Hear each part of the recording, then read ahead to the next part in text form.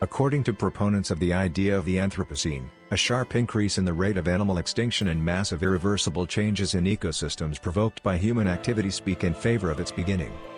Geologists have proposed using layers of sediments from the bottom of Canadian Lake Crawford as a reference, which indicates the beginning of a new geological era. We are talking about the Anthropocene, the time when human activity changed the composition of the Earth's rocks so that they became easy to distinguish from older sediments. This was announced on Tuesday by the press service of the University of Southampton.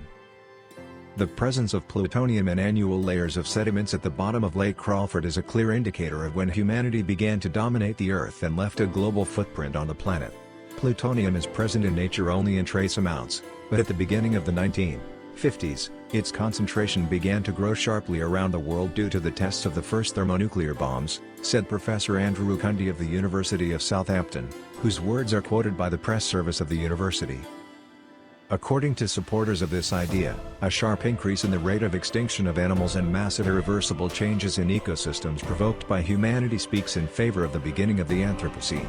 These ideas are not always understood by geologists, since in order to recognize a new geological era, it is necessary to have clearly expressed changes in the structure of rocks. This requires the so-called golden nail, a reference layer of rocks in which the transition from one geological era to another is clearly visible.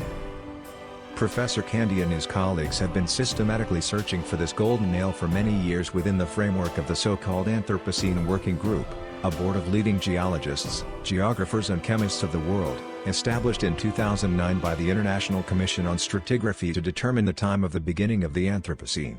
Over the following years, representatives of AWG studied all possible candidates for the role of such a benchmark. As noted in the message, recently the participants of the working group came to a consensus that the role of the golden nail is most claimed by the deposits of rocks that formed at the bottom of the Canadian Lake Crawford in the last few thousand years. These sedimentary rocks have a clear layered structure that allows us to determine the exact time of the beginning of the Anthropocene, the main indicator of which, according to geologists, is a sharp increase in the concentration of plutonium in the layers of sediments formed in the middle of the 20th century before the entry into force in 1963 of the treaty banning nuclear tests in 3 areas.